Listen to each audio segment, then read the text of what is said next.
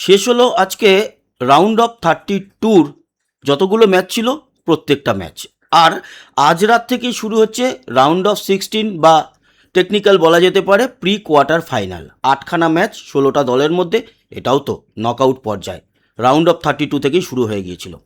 গতকালকে 3টে যে ম্যাচ ছিল সেগুলোর মধ্যে একটিতে কলম্বিয়া জয়লাভ করেছে, একটিতে খুব ভালো লাগছে বলতে আমাদের এশিয়ার দেশ ইজিপ্ট বা মিশর, মোহাম্মদ সালার দল, তারা জয়লাভ করেছে অস্ট্রেলিয়াকে হারিয়ে। আর আরেকটি খেলার দিকে সবার নজর ছিল, সবার মানে সারা পৃথিবীর নজর ছিল, সেটা আর্জেন্টিনা আর কেপ ভার্ডে। সেখানে মেসি আবারও গোল করেছে এবং এই মুহূর্তে মেসির গোল সংখ্যা হচ্ছে 7 এই বিশ্বকাপের। আর আরও একটি অদ্ভুত সুন্দর রেকর্ড সে করে ফেলেছে, সেটা হচ্ছে টানা বিশ্বকাপের মানে গত বিশ্বকাপের ম্যাচ এবং এই বিশ্বকাপের ম্যাচ মিলিয়ে টানা 8টি ম্যাচে সে গোল করলো। এরকম রেকর্ড এই বিশ্বে আর কোনো ফুটবলারের নেই। তবে তবে কেপ ভার্ডের কথা বলতে হয়, বা অনেকে বলবে কেবো ভার্ডে। ভোজিনহা তাদের গোলকিপার, কি কনফিডেন্স! যদিও বেশিক্ষণ আটকে রাখতে পারেনি, উল্টো দিকের দলের যে স্টার প্লেয়ার তার নামও তো মেসি, আটকে রাখতে পারেনি। এবং মেসির যে গোলটি আসে প্রথমে সেটা 29 মিনিটে, মার্টিনেজের একটা অদ্ভুত সুন্দর মাইনাস, বলটা অসাধারণ রিসিভ মেসির, এবং বাঁ পায়ে একেবারে মাখনের মতো বলটাকে ভোজিনহাকে পরাজিত করে গোলে বা জালে বল জড়িয়ে দেওয়া। সেই হচ্ছে গিয়ে আর্জেন্টিনার গোলের শুরু। এখানে কিন্তু শেষ হয়নি, ক্যাবো ভার্ডে মারাত্মক তারপরেও কামড় দিয়েছে।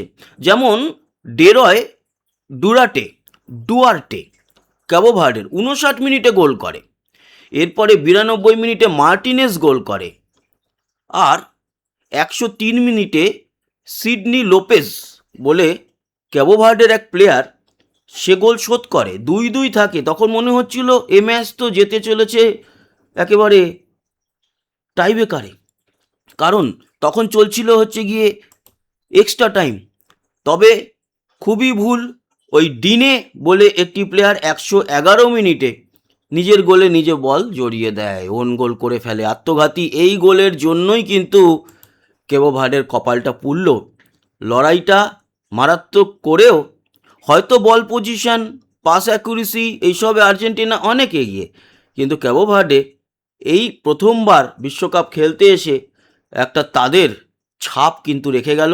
আর অবশ্যই এই বিশ্বকাপের ক্যাবো ভার্ডের গোলকিপার ভোজিনহা, তারও কিন্তু একটা এই 2026-এ বিরাট বড় স্মৃতি থেকে গেল। 2026 এই বিশ্বকাপ আলোচনা করলেই উঠে আসবে বা সামনে আসবে ভোজিনহার নাম, যে হ্যাঁ একজন গোলকিপার এসেছিল। যেমন 1990 সালে আর্জেন্টিনাকে হারিয়েছিল প্রথম ম্যাচেই ক্যামেরুন, আর ক্যামেরুন বেশি দূর এগোতে পারেনি, ফাইনালে যায়নি, সেমিফাইনালেও যায়নি, কিন্তু ক্যামেরুন ওই 1990 আর তার সঙ্গে তাদের অধিনায়ক রজার মিল্লা আজও ওই 1990 ইতিহাসে থেকে গিয়েছে, যেহেতু মারাদোনার সেই আর্জেন্টিনাকে তারা হারিয়েছিল 1-0 গোলে, আর গোলটা রজার মিল্লা করেছিল। এরকম অনেক বিশ্বকাপ আছে, যেমন 2002-এর বিশ্বকাপ বললেই রোনাল্ডিনিহো এইরকম। তারপর 2014 সালের বিশ্বকাপ যেটা জার্মানি জিতেছিল, মিরোস্লাভ ক্লোজে। এইরকম কিংবদন্তি অনেক প্লেয়ারের নাম এক একটা বিশ্বকাপের সঙ্গে বেশি করে বা ওতপ্রোত জড়িয়ে থাকে। এখানে যেরকম এই বিশ্বকাপে গোল্ডেন বুট পেলে মেসির নামতে হবেই, তবে মেসির আর নতুন করে এই বিশ্বকাপে নাম হওয়ার কিছু নেই, কারণ এর আগে 2022-এর বিশ্বকাপে অধিনায়ক হিসাবে গোল করে দেশকে বিশ্বকাপ এনে দিয়ে সেই বিশ্বকাপ মেসির বিশ্বকাপ হয়ে গেছে 2022-এ। নতুন করে 2026-এর বিশ্বকাপ আর মেসির হবে না, কিন্তু ভোজিনহার বিশ্বকাপ এটা আমরা বলতেই পারি। লুকা মদ্রিচ বিদায় নিল ক্রোয়েশিয়া গতকালকে হেরে, সেটাও কিন্তু একটা দিন মনে থাকবে যে লুকা মদ্রিচের শেষ বিশ্বকাপ ছিল। আসি অন্যান্য ম্যাচগুলোর আলোচনায়, এবং আপনাদের এটাও জানাই, প্রথম ম্যাচ যেটা ছিল মোহাম্মদ সালার ইজিপ্ট বনাম অস্ট্রেলিয়া, সেই ম্যাচটাও কিন্তু ভালো হয়েছে। সেই ম্যাচটা একেবারে 1-1, তারপরে এক্সট্রা টাইম, তারপরে যায় টাই ব্রেকার, এবং অস্ট্রেলিয়া টাই ব্রেকারে গিয়ে নার্ভ ফেল করে, বাইরে শট, বারে শট, হাতে শট, কিন্তু এইখানে ইজিপ্ট একেবারে নার্ভ ঠিক রেখে ম্যাচ বের করে নিয়ে চলে যায় টাই ব্রেকারে। আর সর্বশেষ আজকের ম্যাচটা ছিল হচ্ছে গিয়ে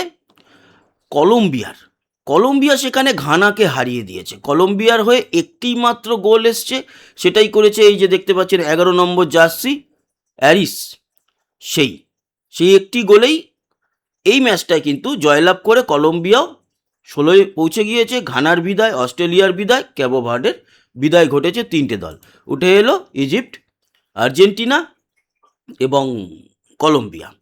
আমরা এই ম্যাচের বা এই ম্যাচগুলোর সম্পর্কে একটু দেখে নিই। প্রথমে যেই আপডেটটায় যাব সেটা হচ্ছে গতকালকের প্রথম ম্যাচ যেটা হয়েছে, সেটা হচ্ছে কি অস্ট্রেলিয়া বনাম ইজিপ্ট 1-1 শেষ হয়েছিল। তারপরে যখন পেনাল্টি হয় বা টাই ব্রেকার হয় সেই সময় কিন্তু 2-4 সে ম্যাচ শেষ হয়েছে। প্রথম গোল এসেছিল ইজিপ্টের, এমাম আসাউর। অস্ট্রেলিয়া কোনো গোল করতে পারেনি, কিন্তু বলবেন তাহলে এই একটা গোল কি করে এলো? অস্ট্রেলিয়ার হয়ে গোল হয়েছে, কিন্তু গোলটা মোহাম্মদ হ্যানি করেছে 55 মিনিটে ওন গোল, মানে ইজিপ্টেরই প্লেয়ার করেছে নিজেদের গোলে।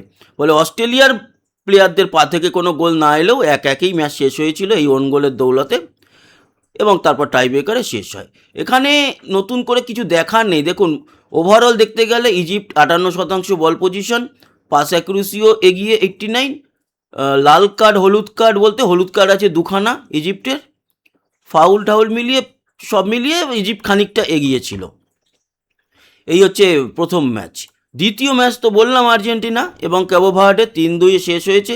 লিওনেল মেসি 29 মিনিটে গোল করে, 59 মিনিটে ডেরয় ডুয়ার্টে গোল করে, ক্যাবো ভার্ডের 1-1 হয়। তারপরে মার্টিনেজ গোল করে 92 মিনিটে, হয়ে যায় 2-1। এবং ওই অ্যাডেড টাইম যখন চলছিল সেই অ্যাডেড টাইমেই 103 মিনিটে গোল হয়। এছাড়া ডিনে ওন গোল করে ফেলে, ফলে এই ম্যাচে হারে ক্যাবো ভার্ডে, ম্যাচ টাই ব্রেকারে যেতে পারত। এবার আমরা যদি এখানে দেখি, দেখুন আমি যেটা বলছিলাম এই স্ট্যাটসটার ব্যাপারে, যে সব জায়গাতেই দেখবেন আর্জেন্টিনা এগিয়ে ছিল, কিন্তু ক্যাবো ভার্ডের কনফিডেন্স লেভেলও হাই ছিল।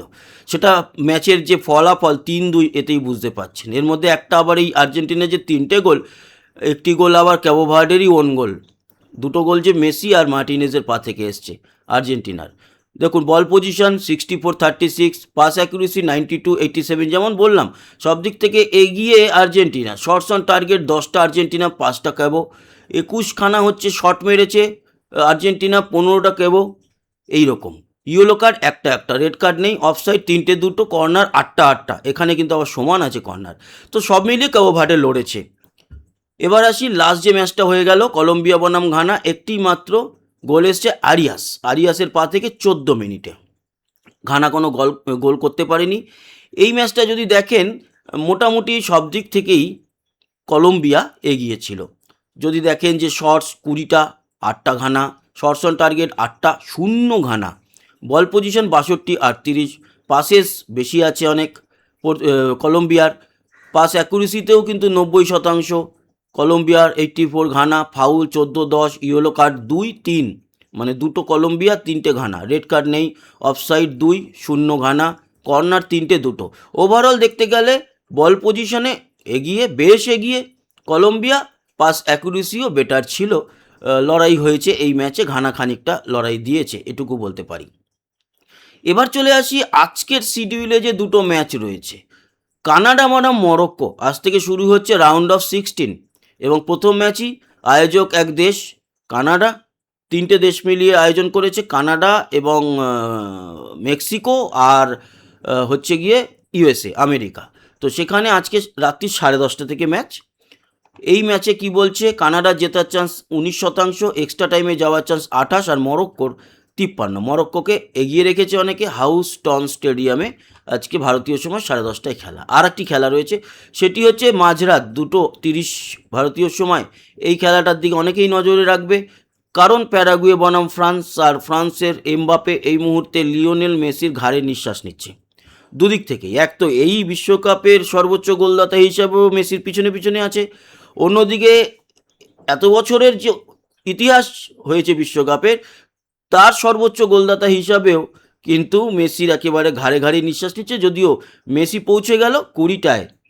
এই বিশ্বকাপেই 7খানা গোল করে মেসি কিন্তু 20টা গোলে পৌঁছে গিয়েছে, যেখানে এর আগে অবধি 16টা গোল ছিল সর্বোচ্চ মিরোস্লাভ ক্লোজার। আর পিছনেই কিন্তু এমবাপেও 18টা গোল করে দাঁড়িয়ে আছে, 20টা 18টা। তো এমবাপের দিকে তো নজর থাকবে। এদিকে বলছে যে প্যারাগুয়ের এই ম্যাচ জেতার চান্স 6%, এক্সট্রা টাইমে যাওয়ার চান্স 13, আর ফ্রান্সের 81। এই প্যারাগুয়ে কিন্তু জার্মানিকে হারিয়ে এই রাউন্ড অফ 16-এ এসছে। অতএব হেলাফেলা ভাবলে চলবে না। তো এই ছিল কি আজকের আলোচনা, বিশ্বকাপ আলোচনা। আশা করি ইনফরমেশন ভালো লাগলো। যারা এখনও পর্যন্ত সাবস্ক্রাইব করেননি, করে আমাদের সঙ্গে জুড়ে থাকবেন। ভালো থাকবেন, সুস্থ থাকবেন। আবার দেখা হচ্ছে আজকেই সন্ধ্যে 7টা থেকে ভারত বনাম ইংল্যান্ডের T20 ম্যাচ রয়েছে, সিরিজের দ্বিতীয় ম্যাচ এটি। সেই নিয়ে আলোচনায় আসছি খানিকক্ষণ বাদেই। ততক্ষণের মতো টাটা।